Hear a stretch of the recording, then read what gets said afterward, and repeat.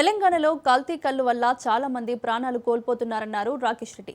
గిరిజనులకు ఉపాధి అవకాశాలు కలుగుతాయని చర్చలో చెప్పారని, కాంగ్రెస్ ప్రభుత్వంలో ప్రతి పథకానికి ఇందిరమ్మ పేరు పెడుతున్నారన్నారు.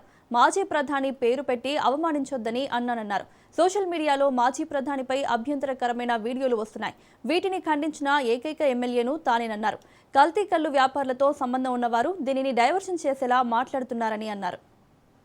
ఈ కల్తీ కళ్ళుకు మద్దతు ఇచ్చే వాళ్ళు కూడా దీన్ని అపోజించడానికి ప్రయత్నం చేశారు. నేను తెలంగాణలో దయచేసి చెప్తున్నా, ఈ అల్ఫాజోలం ఈ కల్తీ కళ్ళు వ్యాపారులతో సంబంధాలు ఉన్న వాళ్ళు దయచేసి ఈ ఇప్పసారని ప్రోత్సహించండి. మీకు ఎక్కడెక్కడో సంబంధాలు ఉంటుండొచ్చు కల్తీసార వ్యాపారులతోని, అల్ఫాజోలం వ్యాపారులతోని. అది తెలంగాణ రాష్ట్రానికి అందరికీ తెలుసు. మీకు ఎవరెవరి సంబంధాలు ఉన్నాయి, ఎవరెవరికి సంబంధాలు ఉన్నాయి.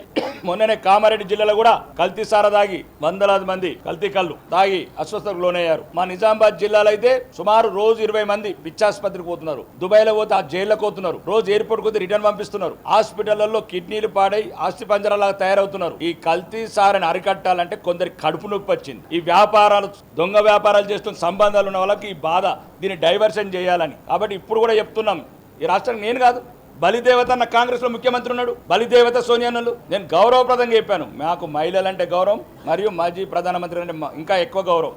ఈ తెలంగాణ రాష్ట్రంలో ఒకే ఒక్క ఎమ్మెల్యే నేను ఖండించిన ఆమె మీద అసత్య ప్రచారాలని, అవమానకర ప్రచారాలని. దయచేసి ఇప్పటికైనా రాష్ట్ర ప్రభుత్వం ఇట్లాంటి పథకాలకు గౌరవనీయులైన పేర్లు పెట్టకుండా దానికి సరిపడే పేర్లు పెట్టండి. రెండోది, మీకు జైత్యాలతోనే పతనం మొదలైందని జీవన్ రెడ్డి అన్నట్లు ఇంకా నిన్నటి నుంచి ఇది అది రెండు కలిపి పతనం మొదలైనట్లే. మీకు ఏదైతే కల్తీ సార వ్యాపారులకు మద్దతుగా మీరు ఏమైతే ప్రయత్నాలు చేస్తున్నారు, అదే కల్తీ కళ్ళు, కల్తీ మద్యము, ఈ అల్ఫాజోలం కలుపుకుంటా ఏదైతే ఈ లిక్కర్ వ్యాపారులతోని కల్తీ వద్ద మీ సంబంధాలు ఉన్నాయో, ఈ చీఫ్ లిక్కరు, ఇవన్నీ ఎక్కడైతే మేము నిన్న జడ్చర్ల ఎమ్మెల్యే నేను ప్రవేశపెట్టిన ఏదైతే ఇప్పసారా గురించి ఉందో అది మీ అందరి పీఠాలు కదిలిస్తే మీ అక్రమ సంపాదన ఆగుతుందని ఈరోజు నిన్న తెలంగాణ అసెంబ్లీలో గొడవ చేశారు కావాలని.